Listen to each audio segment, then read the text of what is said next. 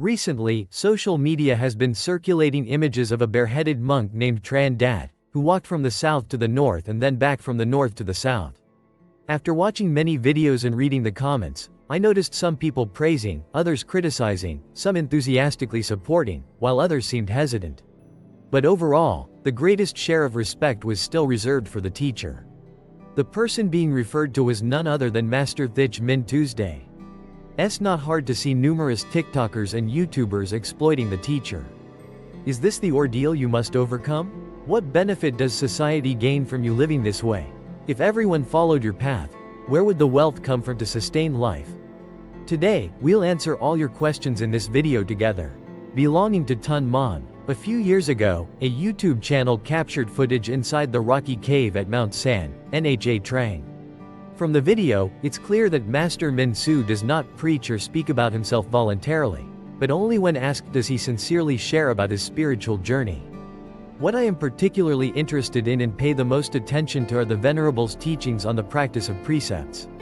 And I realized that Venerable Min Tuesday not only reads extensively and deeply understands the Nikaya scriptures but also earnestly practices according to the Buddha's teachings. From then on, people regarded him as a true spiritual practitioner. Today, Venerable Min Tuesday has become well-known and widely recognized by many people. Famous. The story of monk Min Tuesday has become an unprecedented focus of attention, as a flood of videos and images about him have densely appeared across social media platforms. Accordingly, there are countless diverse opinions and perspectives. Some admire and respect, others scorn and despise. Fortunately, those who have negative thoughts about the teacher are only a minority. Venerable Min Tuesday practices the Dhutanga ascetic discipline. Some people look at the teacher's way of dressing and lifestyle, then speak ill of him.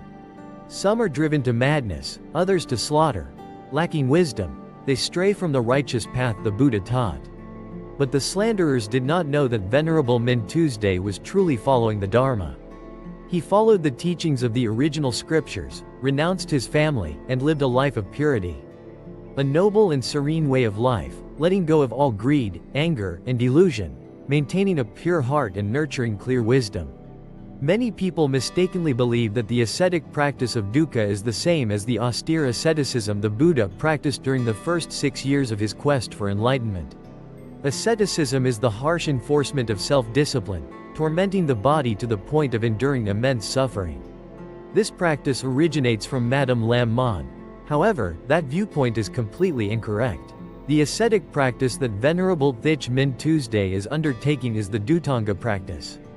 This is the precursor to the middle way. Many believe that spiritual practice lies in wisdom, not in ascetic self-mortification. But they confused worldly wisdom with the wisdom of Buddhism. Worldly wisdom is the cognitive ability of humans, shaped by innate factors and the continuous process of learning. Buddha's wisdom can only be awakened when practitioners earnestly uphold the precepts. With discipline comes concentration, with concentration comes wisdom. Therefore, the Buddha taught that where there is virtue, there is wisdom, and vice versa. Practicing asceticism is essential for eradicating all afflictions and suffering. In this practice, even though a bodhisattva can guard the senses. Do not let circumstances control you, cut off greed, anger, and delusion. That is why practitioners eat only one meal a day, to curb their craving for food. Sleep less, reduce the desire to sleep because lying down too much leads to deep sleep, resulting in drowsiness and lethargy. Wearing 3 garments is essentially a basic outfit, meeting the bare minimum needs. Reduce excessive dependence and desire for clothing. Some people just point fingers and comment. Why doesn't Venerable Han Do Da live secluded in the forest but instead travels everywhere like this? Today, finding untouched primeval forests like those from the Buddha's time in Vietnam is impossible. And the monk also once spent time in seclusion on Mount San. So, what made you decide to walk across the entire country like that? But he replied that it was for training and improving health. Actually, if one truly understands deeply, the teacher is practicing the correct method of avoidance as the Buddha taught. Walking like this is how the teacher lets go of all thoughts of body, feelings, mind, and phenomena. Only through bitter hardship do we truly understand suffering. Through suffering, we come to understand the root of pain. At that moment, suffering will naturally dissolve, not because of the desire to escape suffering in order to attain joy. On your spiritual path, if you are tempted by material possessions, money, beauty, or any arising desires, often feeling uneasy when surrounded and bothered by many people, a sudden irritation wells up inside. Therefore, if one lives in seclusion, it is certainly easier to restrain anger when faced with the world's insults. Many people criticize, saying that what you're doing brings no benefit to society. If everyone lived like you, where would the wealth come from to feed us all? These are short-sighted and fallacious questions, only meant to excessively glorify oneself. First, everyone should ask themselves, what have I contributed to society? Of course, everyone contributes to society in their own way, whether big or small. And the values that humans create are not only measured in material terms, but also in spiritual worth. Usually, what we achieve most noticeably is what we do for ourselves and our family. The deeds that Venerable Mintuyat has done and continues to do for society are truly great and far clearer than ours. That is, the Venerable has helped many people recognize the beauty of Theravada Buddhism and perceive the noble image of the Enlightened One. The image of the teacher vividly portrays the life of the Buddha. Even a love mirror can expose the true nature of so-called spiritual teachers who merely preach superstition, crave offerings, and chase after empty material pleasures. The teacher has guided many lost souls straying down the wrong path to awaken and return to the light of the true Dharma. This strengthens many people's faith in Buddhism, while also fostering goodwill and respect for the Buddhist teachings among followers of other religions. Master Mintuyen has helped many people reflect on themselves, thereby reducing greed, anger, and delusion in their lives. Many even gave up everything to become monks under Master Tran, and that has helped people bond more closely, making society friendlier and warmer. If only everyone in society could live like the Master, how wonderful that would be. At that time, I believed that society should not merely stop at food and clothing, but also strive for a much more peaceful and happier life. Why did Monk Tu get swollen, while you and others didn't? First and foremost, he chose a life of letting go, no longer clinging to old religious rituals, nor claiming to be a master or teacher to anyone. To avoid affecting others and not getting entangled in paperwork-related issues as a monk. Master, there are no constraints whatsoever. Shui Chao Kung, just that. Dharma realm. Venerable Min Tuesday and the entire assembly deeply comprehended. That was the day I practiced the Dharma of self-attachment.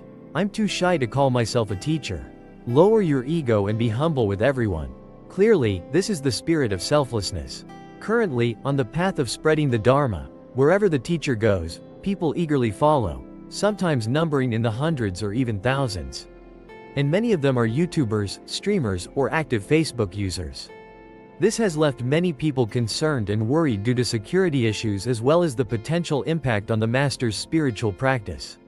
However, don't be quick to blame the managers of social media platforms. Focus on their good points. Without them, how could one create the ripple effects that spread the image of a true spiritual practitioner?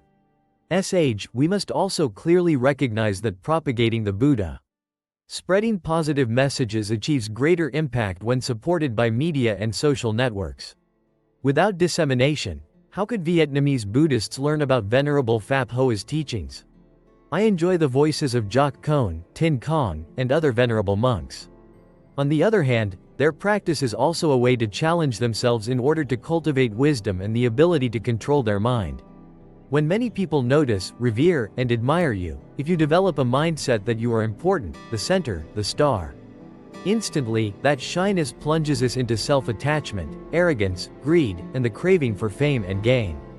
If they keep hovering around the Master without allowing him time to rest and live normally, it will lead to distress, inner turmoil, and rising anger. Therefore, these situations are the greatest test on the path of upholding precepts and mastering one's thoughts. From observation, no matter how arduous the walk was, their face always radiated serenity and wore a constant smile. Perhaps, you have attained the realm of serene non-action. Many people felt pity for him and couldn't hold back their tears seeing him bareheaded and barefoot, exposed to the sun and rain. This courage is understandable, but only when viewed through the lens of worldly thoughts and eyes. Choosing that arduous path brought him inner joy, for it was precisely those obstacles that drew him closer to enlightenment. Some fear for themselves, dreading the calamities that dark forces may bring. Worry, once you once say. This is the state of serene detachment that arises from a profound understanding of impermanence and non-self. The real question is whether you have truly attained that state of mind. If the goal has been achieved, then victory is near, so let's all celebrate together. Of course, at some point, perhaps after enduring hardships and refining both body and mind, the master may retreat into seclusion for spiritual practice. To attain enlightenment after perfecting moral conduct, one must practice meditation to enter a state of deep concentration. Certainly, the effects of meditative wisdom have helped some monks reduce their desire for material possessions and money. And if things continue like this, they might have to sell their car or part of their land to cover the expenses. Thus, it's no surprise that the act of opposing and harming fellow practitioners has fallen into such peril. They started fabricating a fake story and even hired a film crew to stage it. The original passage seems to have font errors or typos, making it hard to understand. I'll rewrite it more clearly while preserving the meaning. But how could they understand that the monk had reached a state of transcending all attachments? One who no longer harbored any concern for worldly shame or judgment. Besides, the monk doesn't even use a phone or know what social media is. Once you have chosen the monastic life, renouncing the secular world, free from family ties, dwelling in desolate burial grounds. The biggest challenge is family and loved ones. If you can overcome that, what else is there to fear? The most reprehensible act is their slanderous fabrication, falsely associating the image of an alms-seeking monk to undermine Vietnamese Buddhism and sabotage the country. It is said that Vietnamese Buddhism has been corrupted by false and heretical monks, not by him. They deliberately exploited the theory of karma and reincarnation to distort the truth and fabricate falsehoods. And intimidate the deluded, frightening them with horrifying visions of the afterlife. From then on, they continued to exploit the practice of offering bed ceremonies as a way to resolve karmic obstacles, pray for blessings, and accumulate merit, with the belief that the more money offered, the better. Even a monk who loved telling stories once said, "A devout person often offers their entire home to the temple, then moves to a temporary dwelling, sometimes just a simple hut, living a modest and ordinary life."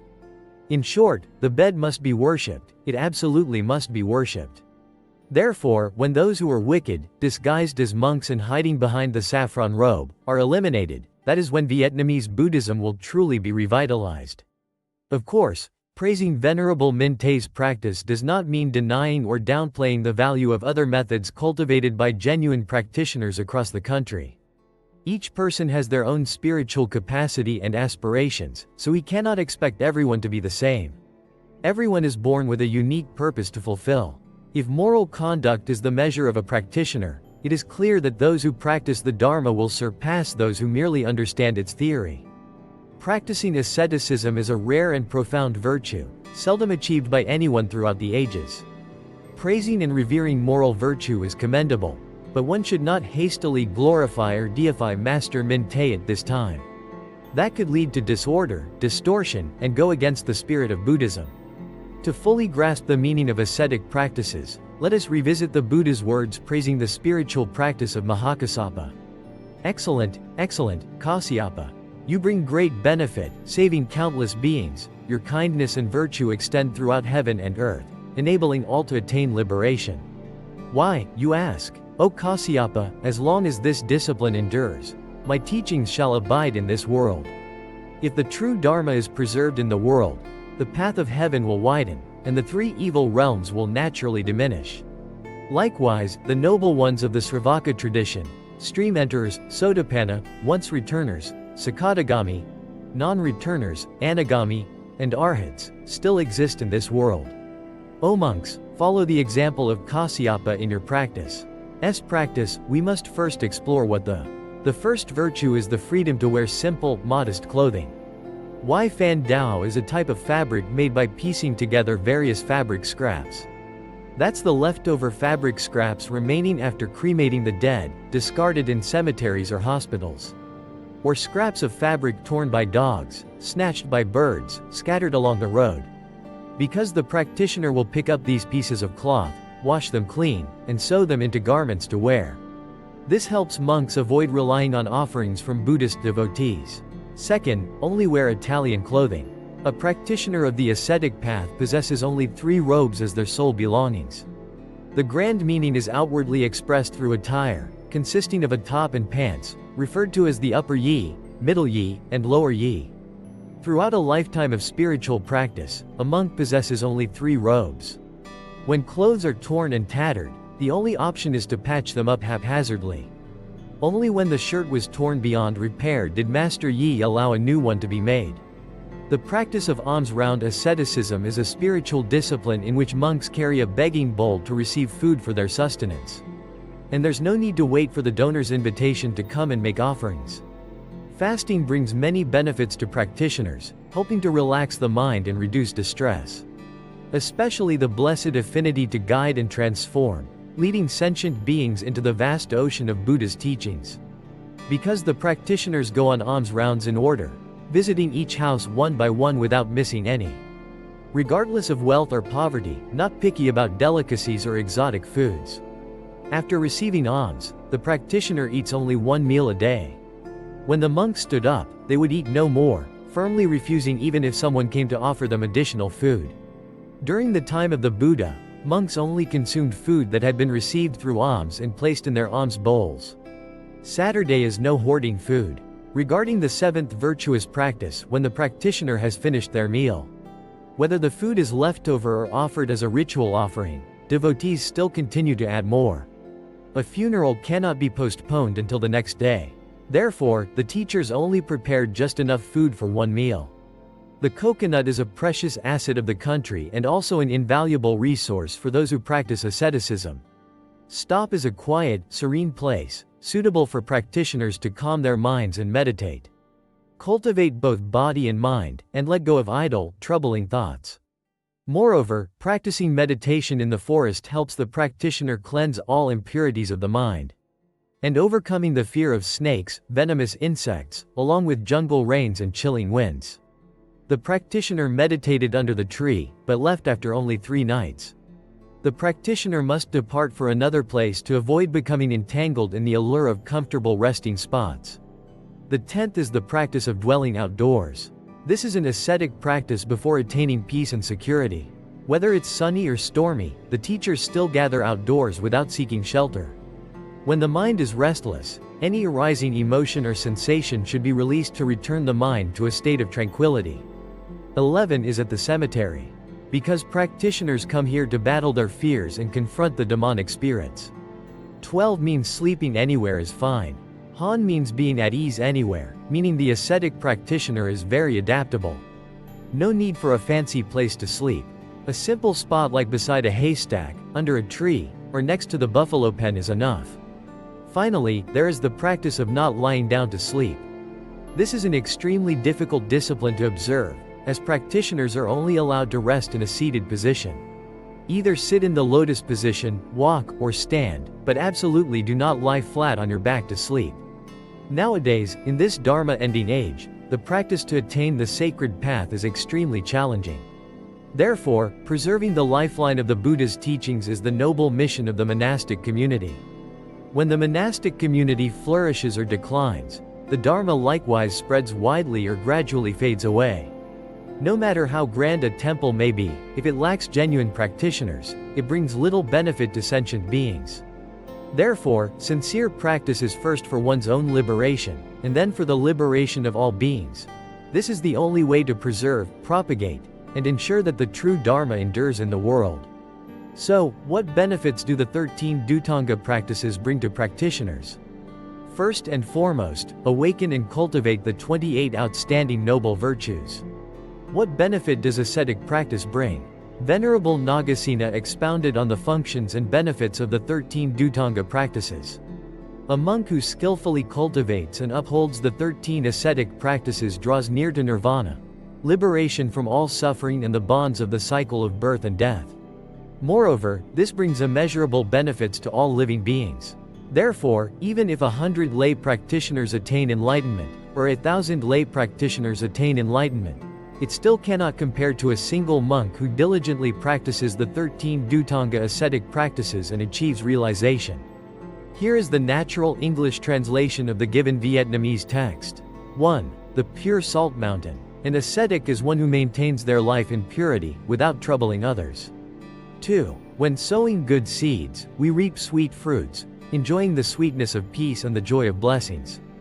3. To live a pure life, one will not commit any wrongdoing. 4. It is to help others alleviate their suffering and hardships in life. 5. Don't be afraid. 6. Do no harm to anyone. 7. The upward evolutionary path. 8. Free from boastfulness and arrogance. Such a person never shows off nor complains to anyone. 9. It is to abandon passion. 10. To be the descendant among one's lineage. 11. A beloved symbol to all. 12. It is self-improvement. 13. It is to lay down arms, never to harm or engage in malicious conflict with others. 14. This title is awarded to those who train diligently and continuously improve. 15. That is the correct practice to achieve the goal smoothly.